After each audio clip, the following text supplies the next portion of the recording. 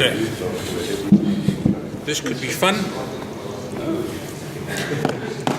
Pretend you're at my bench and we're just talking nonsense. Okay, so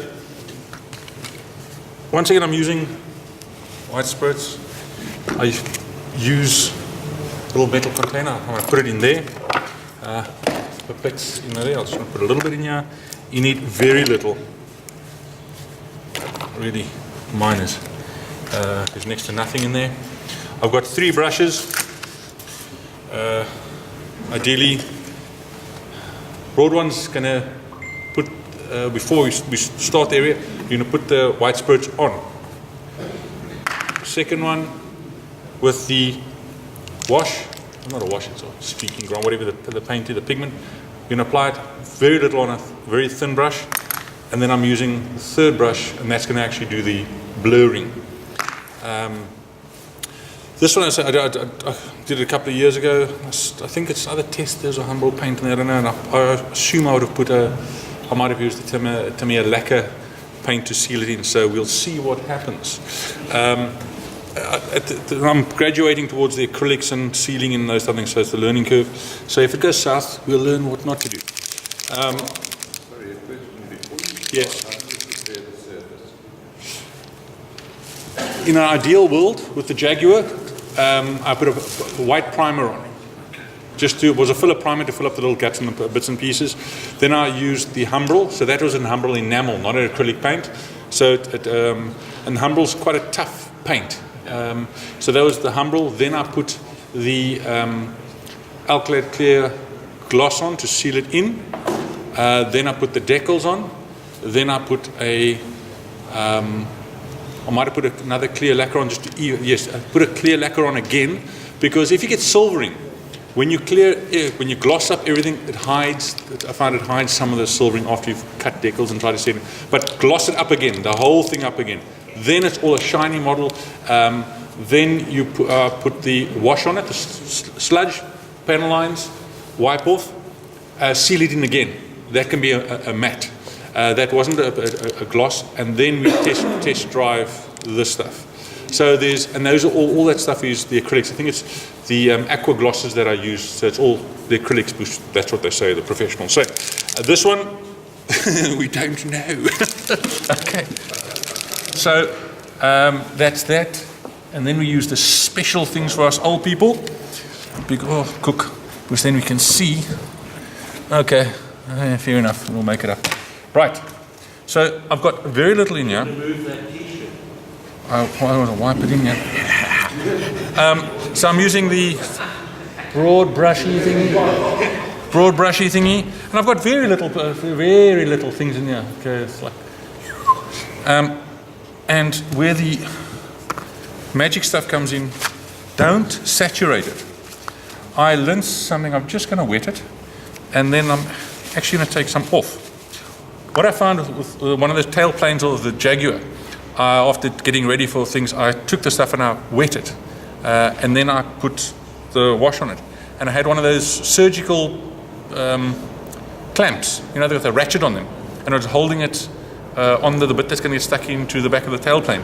And next thing I thought, like, what's happened? There's something broken off. It seems like that actually attacked the bare plastic and made it brittle. And the pressure shattered it, so I had to drill it and sort it out. So this stuff, although it says it could be, it's still aggressive. So I had looked at some reference photographs of the things, and this is generally going to be a grime area. These little panels over here, we're going to test drive that, and that's where we're going to start. So it's not it's just wet it, just to even it out. So once that's on, I've put a little ball bearing in here not even, it's actually one of the special MIG ones as well. And I'm just use the tip. I'm just going to put some in there, just wet the brush, and I will use my magic things here. See what's going on. Start over here.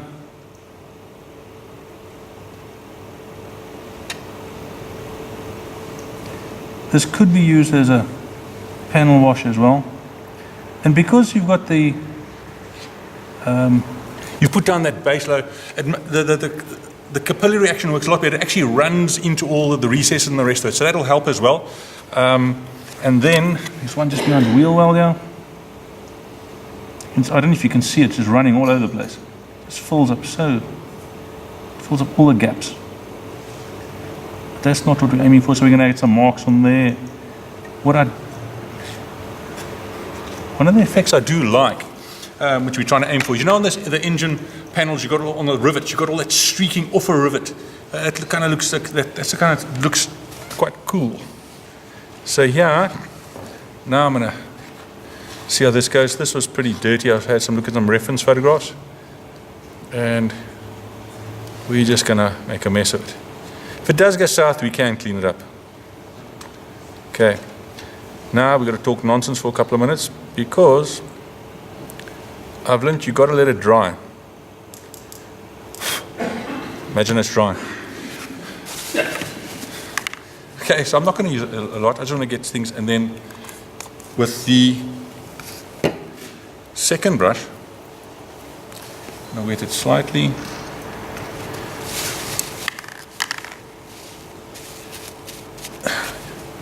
Let's see how this goes.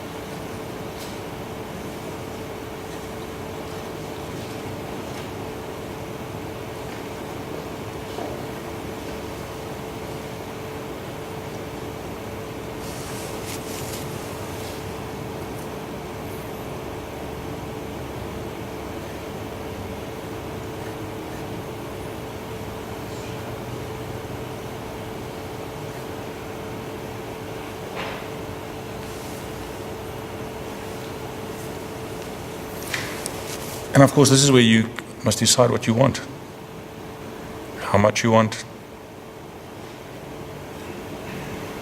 And then, okay, that's not going so great, but they'd have to clean up over there, I suppose. But just off those rivets, you can just get some things flying back there. And you can see, I don't know if you can see how it's filled up the panel lines as well. You can't really see it. Well, you can see that the one up here, I suppose, that's the obvious one. But there's a general dirtying up of everything. And then you work from there. Is it helpful? Yeah. So you do it again and again and again, but that's how you're going to do it. Karl, would you use this for, say, gunport streaking? Yeah. Maybe for the ejection cartridges, if that's what you're talking about, not necessarily for the cordite. I suppose you can, but the idea is... Well, yeah, if you're doing things for the cordite, you're probably better off there using pigments or pastels. Yeah, I see. See, it's just dirty, put a general dirty up on this. I'm cleaning it up again. But come have a look-see. It's also got into the panel lines and done some things with the panel lines and the rest of it. Can't really see there. But that's just how you're going to have a go. So what you did now, you did from where it's red. Or do you normally have to leave it to dry a little bit before you start? You actually want it to dry. Because while it's wet, it moves too easily. You actually want it to dry, and then with the white spirit, re-agitate. What is it? Yeah, so and then you can work with it. It should dry. So I'd start on this one, I'd go to the second week. Then once that one, and then I go back to the first one would be dry. I've found that if you work with it while it's still moist, it doesn't come out that like you let it dry. So that's why I start one wing, work, and you can come back hours later, and then work your way through. The idea is, okay, you can work through under these things are dirty. You can the engine cowling would be next, those type of things. It works best when that stuff dries. Just show that bottle in the camera.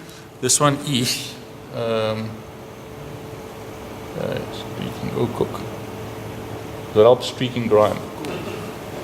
Okay, and this is really, if you've got Humbrel, take some of the Humbrel, whatever colors it is, browns and the rest of it, thin it out. It's the same thing apparently. That's all it is. And the spirits? This one is the same like Mark used. What I did try is with all of the, you look at all the MIG and all these guys and they say you use enamel thinners. I tried the enamel thinners and it went straight through the paint. And this thing just started to go mad. Then I tried the white spirit works. But it's not complete innocent as well. That's why I don't saturate it. Just wet it. That gets into all the panel lines, all the things, and then it's easy to, but let it dry. If you get a chance, come up and have a look at it here. The camera's not picking up everything. It's actually changed the white, which is too white, quite frankly. It's dirtied it.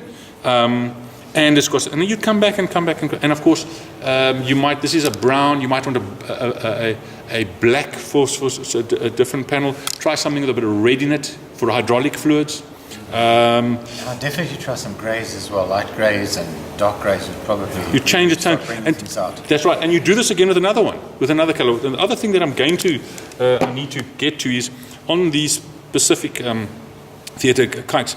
They had, I want to do a corsair and put all that dust on it. You know, after you've done the blue, they had all that, what kind of yellow dust. That's it. So you want to do that and do that rain marks on the side of the fuselage. That's the next step. They also put on, so try a beige on the fuselage, leave it, and then with this, that's why you don't need a lot of white spirit on it. You just want it to move it slowly and then streak it, because that's what the rain's going to do. I suppose the tanks will be like that in your vehicle as well. But for the plane guys, you want to do it specifically at a kite. You had that dirt on it. I suppose the aircraft carriers, kites will also have the same type of thing on there. And you streak on the side of the fuselage. You can have a look at that. That one, I had more time, so you let it dry. And I didn't even that one hasn't even been sealed in. That's as it was. And you find that if you go matte, semi-satin or gloss, the actual amount will adhere denser than that's right. That's right. This will be the most watery. Yes, that's why you. That's right. That's right. This one is a bit rough, and that's why you want to let it dry. So the white spirit does take a bit of time to dry. I mean, it's still wet from my initial. So you want to go right through there and come back. But you can just, if you come against those panels, you build it up. Don't go boss. And work from there. I don't know if you can see it. So they always say about weathering, you keep on weathering until you say, should I do a bit more? When you say, should I do a bit more, it probably means you should stop there. That's right. Yeah. This is quite a clean aircraft. I wouldn't do much, when you come have a look, see, I wouldn't do much more than that on those panels. Very little. It's not heavily used. But then I'll just take it all the way over. White's easy. The light blue is also going to be easy. The dark blue, I'd probably use a lighter color again. Even with sealing in primary colors, yes. How aggressive is that white spirit, even with being sealed in? The white spirit didn't do. Okay, my concern was those decals were one of those one-off things where you never know what they're going to do, and I struggled to get them down. I was careful with them, but after sealing them in with I actually used the Tamiya XF82 whatever, which is the flat. They've produced one that